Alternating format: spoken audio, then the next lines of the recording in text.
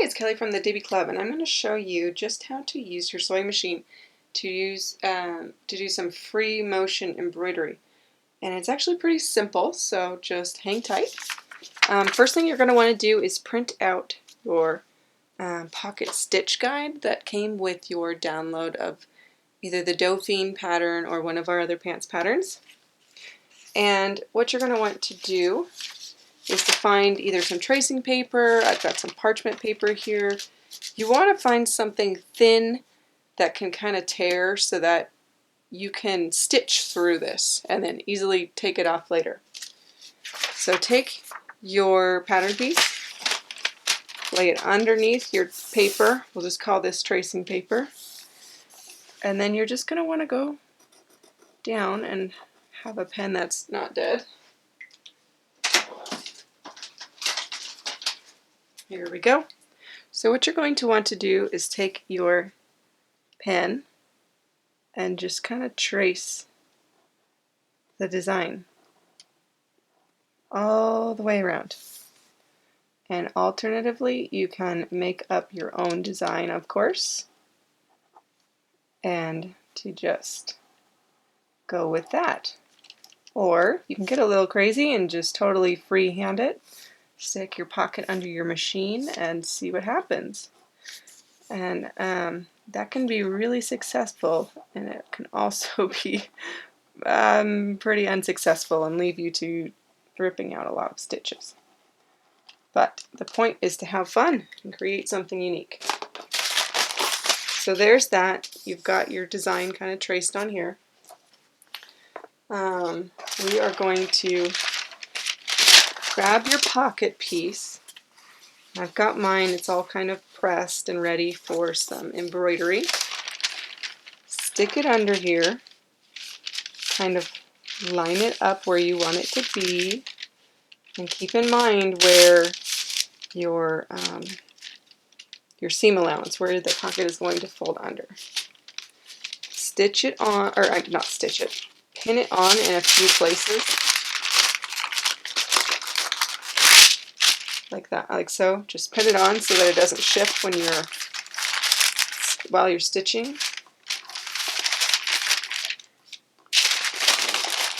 But pin it on in places that aren't going to get in the way either. So there you have that. Take your scissors, your paper scissors, and trim down your tracing paper so that that's not in your way either.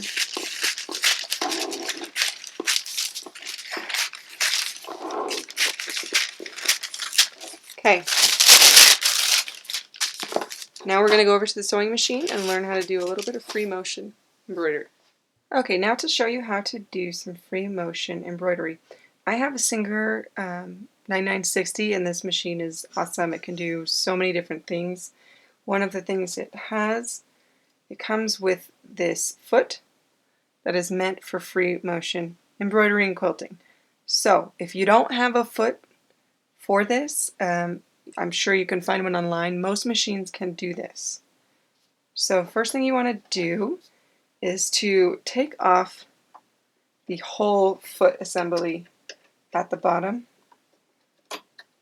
So unscrew that little screw on the side of the shaft and lift that whole thing off. Not just your presser foot, you want to take off this piece as well. Then you're going to take this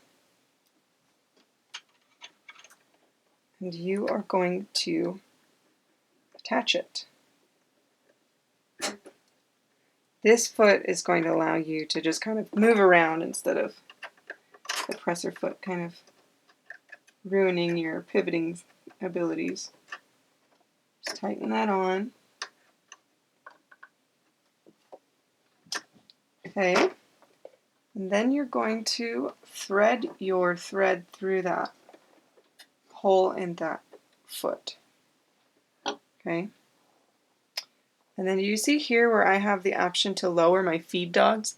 You absolutely need to lower your feed dogs so that they aren't dragging on the fabric either. You want this to truly be free motion. So There's that. And then you're going to want to lengthen your stitch to around a 3, somewhere just in the middle. Your stitch length is going to completely depend on how fast or slow you're pushing your fabric around through there. And I highly suggest you try this out first on a scrap piece. So now that I have my whole assembly set up, this machine also comes with this nice big work area, which is going to allow me to kind of put my project on here nice and flat. It's not going to shift around too much. You can kind of lower your presser foot, and you'll notice when you lower that presser foot, it's not touching your fabric. You can still move it around. And that's so that it doesn't drag. Okay, so now we're going to go ahead and start. I've lowered my presser foot and I put my project under there. One thing you want to keep in mind, again, I'm going to repeat this.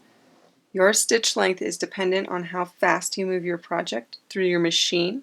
And so if you want to get uniform stitch lengths throughout the whole project, you're going to want to A, practice first, but B, make sure that you're keeping a steady pace for how you're moving your project along.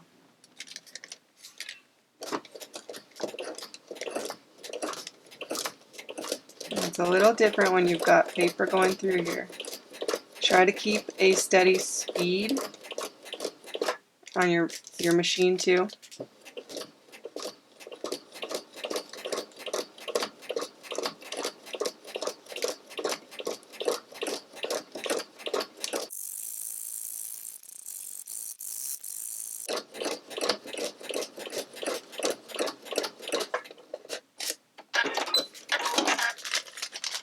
Okay, so once you've got that all stitched, and I am still perfecting my skills, so don't judge me too hard here. My stitch lengths are not perfect, but the more you practice, the easier it will get. Take your pins off, and then this is the key. You want to very carefully tear this paper out.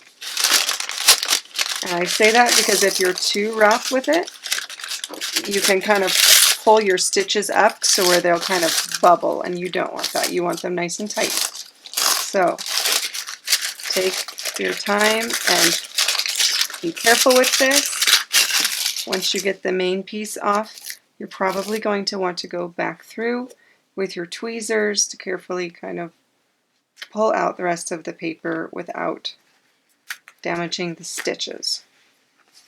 So I'll go ahead and finish this up and then show you a picture.